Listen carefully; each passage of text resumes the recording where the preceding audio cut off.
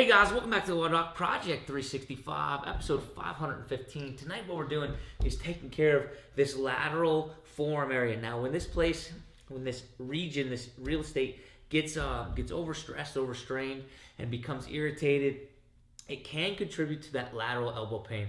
Now, when that happens, it causes all sorts of problems. We go to the doctor, they tell us we have lateral epicondylopathy or lateral epicondylitis, whichever one at that time. Either way, something we don't want. So let's try to take care of it before. How are we going to do that? We are going to take care of it with good old-fashioned lacrosse ball. This sucker is the NCAA certified one, not some mumbo-jumbo massage ball, although they're good too. Either way, good old-fashioned lacrosse ball. We're going to get in there and we're going to use a stroke called the quarter roll. Now when we do this, that's instead of this scavenger type, scanning type of broad stroke, what we're going to do is we're going to take these little fast jostling strokes, because as you'll see in a second, we have to support the ball with our other hand. Now, before we get into that though, we're going to talk about some anatomy of the forearm. Now the forearm is consistent of two bones, okay? We have one that's associated with the thumb side, and that's going to be called the radius. And we have another bone that's associated with the pinky side. We're going to call that the ulna. Now, when just so anatomists don't yell at me too much here, we're just going to associate this bottom bone area, this knife edge right here. We're going to call that the ulnar ridge, just for you guys tonight, because it gives you a little bit of anatomy landmarks that I want you to hit to take care of for treating this lateral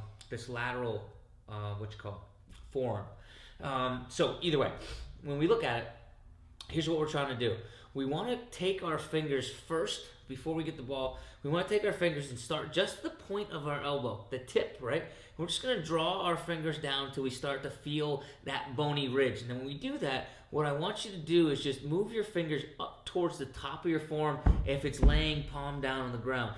Now when you do that, you're going to be moving it towards your thumb, okay? When we do that, you're not going to go very far. You're going to come from that ridge and you're going to flop off the side. You're going to find some meaty structures right in there. That's what we're going to be addressing tonight. So if I show you with the ball, what it's going to look like is, as I'm going to come off that ridge and I'm just going to move towards the top of my forearm, all right, towards the thumb in that direction rather than coming underneath to the bottom, okay? Now, let me show you the technique of how we're going to address it. I'm going to hold the ball with one hand, but the ball could still move. You see how that happens right there? So I'm not holding it for dear life where I can't move it at all. So I'm just going to support it.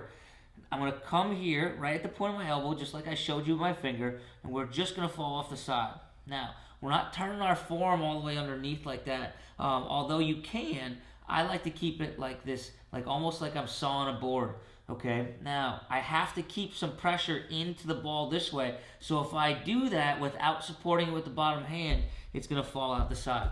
So I support the ball with the bottom hand, I come off just off that ridge, and I'm just going to start that quarter roll where my hand is kind of in like it's sawing a board, and I'm just working back and back and back. What I mean by back is towards the wrist. Okay? Now, how many times should I be able to do this? I want to be able to do it a minimum of 3 to 5 times throughout the course of a minute. And I would like to be able to do each forearm for 2 minutes, okay? So you can see how it is. If I find a hot spot, absolutely, you could stop on a hot spot, put just some static compression in there. So if I find a hot spot, just do some static compression, hold that, and then go back to doing my quarter roll. Sorry about that. A little bit of Mother Nature got a hold of me this week, so got a little congested. Hopefully, none of you guys out there are too congested and you can get onto your mobility homework. So guys, hope this helps you out, and until tomorrow, we're optimizing function to optimize performance.